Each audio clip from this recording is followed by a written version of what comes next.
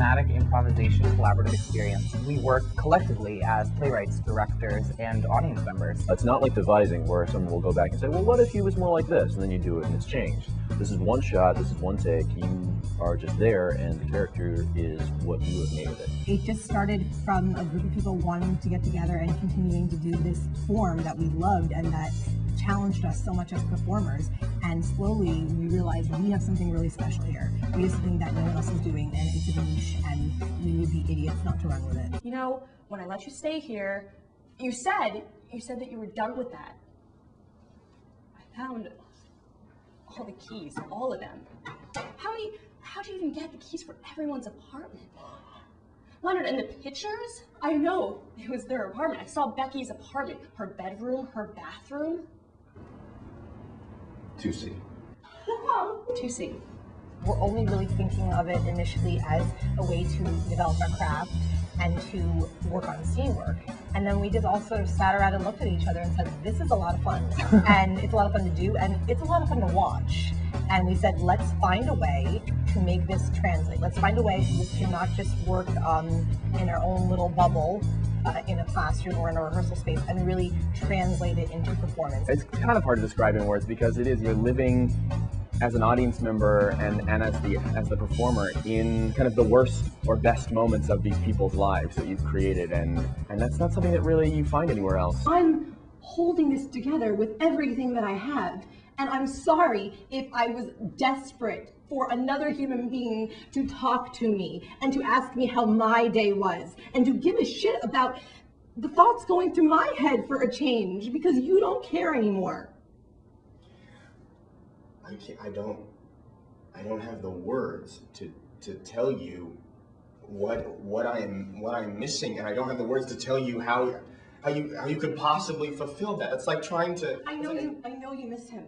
I do. I don't miss him. I don't. It's and more, I understand. It's so much more than that. I It's get so that, but much you don't more. miss me. You don't miss me. I always try and end on a penultimate moment, something that could almost not be topped if you weren't to let it run on for another 5 minutes. I think choosing on a strong line or a strong physical moment, I think that's what's most important, leaving the audience with some kind of lasting visual. Danny, he's got so much potential. He's drawing pictures of people with blood on them. Oh, come on. Okay? It's just an The neighbor's dog died 6 months There's ago. nothing wrong with that. Who do you think they're blaming, Karen? Prove that. Who do you think they're blaming? I will help him. He's not even our son, Karen. He's my son. And scene. I think watching improv can at times feel almost indecent.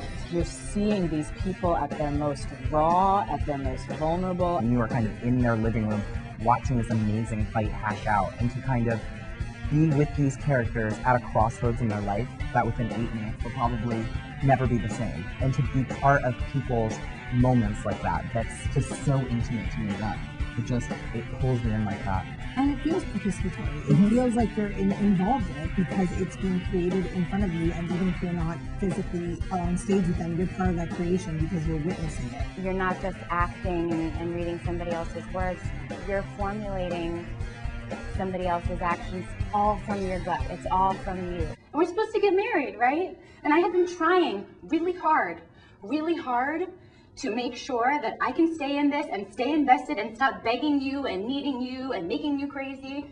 Because that's what I do, right? I get out my phone from my purse and I call you and I call you and I call you. And you call her. Right? She picks up my phone call. With Dice, I've kind of found my home because I'm attracted to the darker side of art. And Dice explores that and celebrates it, and they share it with people. We found that rhythm that makes this work in performance. Why did you write this book? Why did you write it about me? Why did you fill it up with lies? Because it's my turn. You've been in the spotlight for far too long. I've been standing there backstage for my entire life. Everything. What have you given me? I've given you everything. What? I've given you a nice house. You've given me everything but you. As comedic improv relies on the audience to give cues as to when something's working, when something's not, we rely on the audience as well to help guide a scene. I mean, you can feel an audience. You can innately feel an audience even if they're silent.